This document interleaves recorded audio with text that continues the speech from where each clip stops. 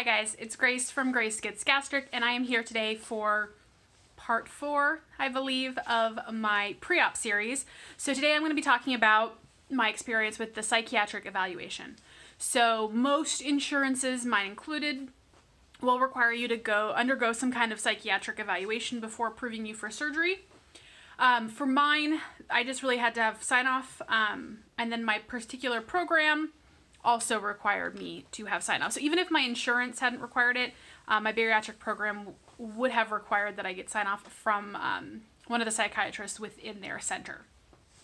So this is another one of those things that will wildly vary depending on your program as to what that actually entails. I've seen people have to do like questionnaires or fill out forms.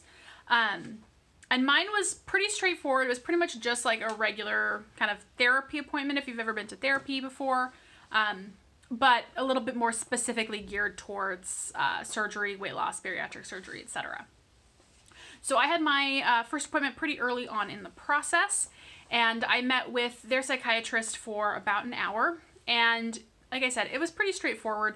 We talked about my childhood, we talked about kind of my past, my issues with food, kind of what I understood and knew about the surgery, some of my fears about the surgery.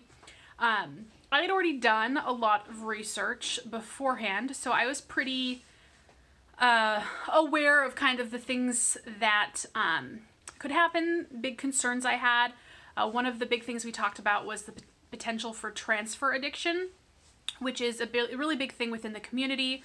A lot of people get transfer addiction to alcohol, so you see a lot of issues with alcohol post-op, but people with shopping addictions, gambling, any kind of thing when you're no longer feeding whatever emotional issues you had, when you're no longer sating that with food, you can transfer that addiction to something else. So we talked about that and just kind of being aware of it. Personally, it's not something I've really experienced yet, and I don't know. I mean, I don't know that I will necessarily, not everyone experiences it. I think a lot of the things that people commonly kind of transfer their addictions to are not things that I am necessarily worried about, but it is something that everyone should be aware of. And then we also, my big worry before surgery and something we talked a lot about was just relationships and how those can change. We talked about support systems. So, do people know in my life that I'm getting it? How are they reacted to hearing about it? At the time, the only people I had told, I believe, was my sister and possibly my roommate. I told more people as I got closer to actually getting the surgery. Really, once it was like scheduled, I was telling people. And I'm pretty open with it. I'm not a secret saver, but we talked kind of about that, about how people can react. I've mentioned before, my sister and my family kind of were the people I was the most worried about, and so we sort of discussed that. Talked about kind of the emotional aspects of eating, and kind of what I thought my triggers were, and so I talked a lot about, for me, how I am an emotional eater, and so that's a big thing. And so during that appointment, we came up with 2 goals. She wanted us to come up with 2 goals to work on, because for my program, they generally have you meet at least twice. So once kind of at the beginning, and then once about like halfway through your, however long your medically supervised diet session is.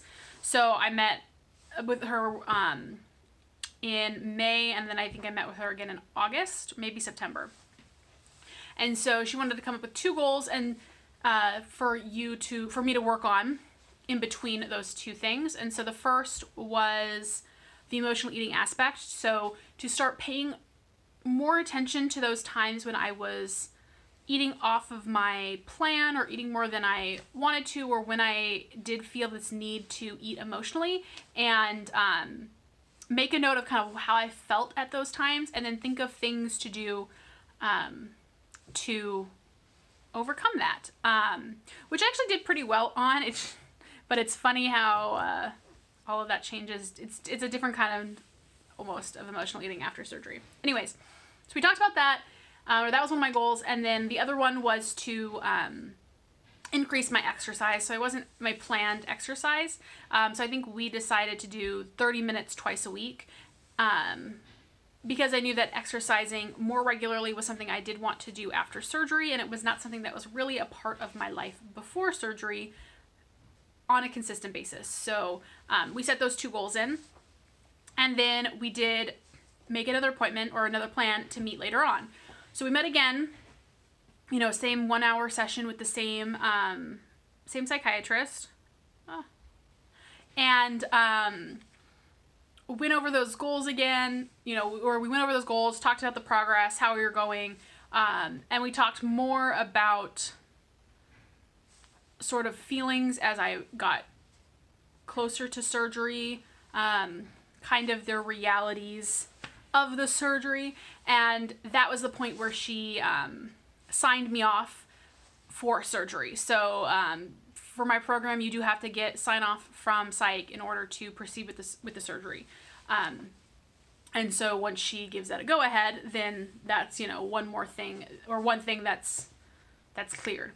And one thing I really appreciate about my program is that they do deny people. I do know somebody who was going through my program, and psych told her that just because she was going through so much life change at this particular time while she was trying to get the surgery, they're like, we don't think that you're kind of at a stable enough place to be successful with the surgery. So I honestly really appreciate that. I think it's important. I think that mental health, especially in regards to weight loss surgery, isn't always given the clout that it needs to be given. So when you go through this psychiatric portion, take it very seriously, be very honest. Pretending that you have less issues with food, for example, than you do is not going to help you in the long run, because I'm sure you've heard this a million times. They do surgery on our stomachs, not our brains. And I can tell you all of the struggles that I have had since surgery with wanting to eat those food things, all of that is mental. Every issue I have had since surgery has been a mental struggle. And so that's the part that you really need to work on.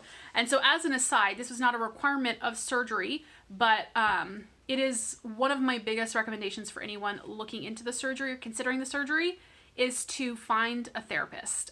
Find one as soon as you can, especially find one for right before, right after you get surgery, and meet with them regularly. You don't get to be super morbidly obese without having some kind of issues with food, and that stuff is going to come out. Even if you don't feel like you have issues, I never really felt like I had mental issues too much before surgery, but stuff is coming out as I lose the weight. And I've been seeing a therapist every 2 weeks since surgery, and it has been immeasurably helpful, and I highly recommend it's something that everyone does. I think it's really important and really helpful. Anyways, this is hopefully, yeah, kind of a shorter video. The psych portion was, you know, it was just 2 appointments that I needed to do. And like I said, it is going to be different for every appointment, but it is really important. You know, don't freak out too much about it. Don't get yourself tangled into knots. They're there to figure out kind of where your head is at. And if you're not in a good place for the surgery, then they'll help you figure out what you need to do to get there. So yeah, I think that's everything for this video.